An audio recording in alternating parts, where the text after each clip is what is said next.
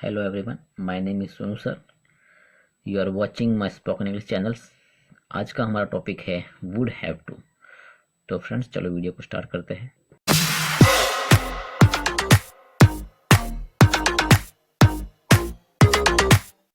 Hello friends, हमने अपने अगली वीडियो में would have के बारे में सीखा था. आज हम सीखेंगे would have to. फ्रेंड्स, अगर कोई भी काम हमें मजबूरी में करना पड़ता है तो जैसे कि पढ़ता होगा, पढ़ती होगी, पढ़ते होंगे. एक एग्जाम्पल है कि आप जब अजमेर में रहते होंगे तब आपको खाना पकाना पड़ता होगा, है ना. अमेजिंग है.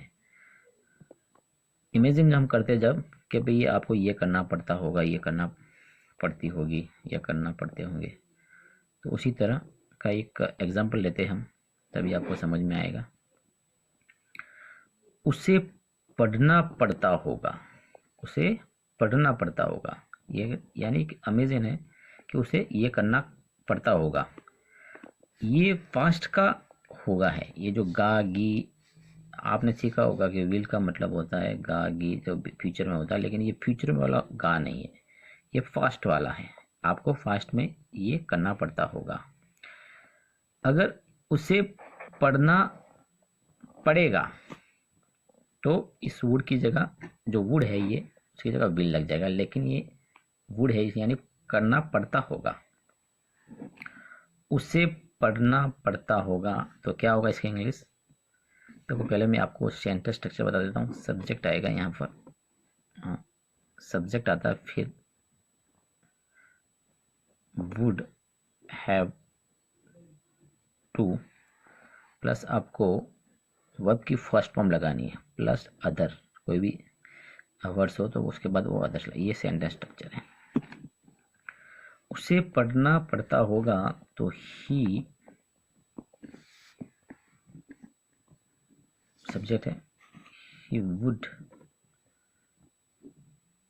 Have to study. ठीक है. अगर यही सेंटेंस ये अफर्मेटिव में था, अगर ये सेंटेंस हम नेगेटिव में बनाए कि उसे पढ़ना नहीं पड़ता होगा, तो सिर्फ आपको करना है ये जो वुड है उसके बाद वुड और हैव के बीच में नॉट लगाना है. He would not have to study. उसे पढ़ना नहीं पड़ता होगा. He would not have to study. अगर इसको इंट्रोगेटिव यानी कोई प्रश्नवाचक में अगर इसका इस वाक्य का रूपांतर करें तो क्या उसे पढ़ना पड़ता होगा, तो आपको सिर्फ इतना ही करना है कि जो वुड है उसको आगे लाना है और सब्जेक्ट को बाद में लगाना है. तो क्या करना है, would he have to study. क्या उसे पढ़ना पड़ता होगा.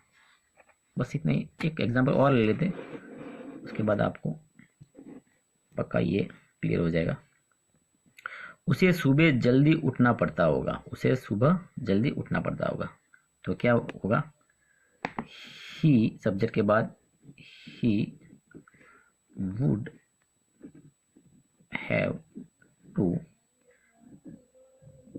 गेट अप अर्ली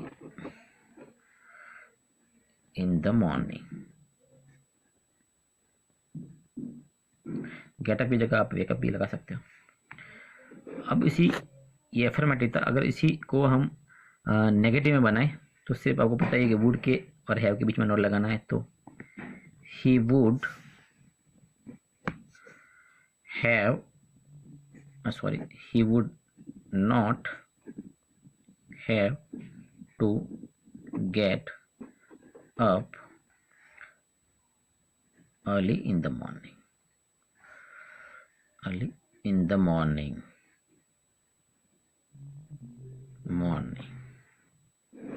अब उसी का ही एक इंट्रोगेटिव में प्रश्नवाचक बना देते हैं. क्या उसे जल्दी उठना पड़ता होगा. तो फिर सिर्फ क्या करना आपको पता ही है, वुड को आगे लाना है सब्जेक्ट से पहले.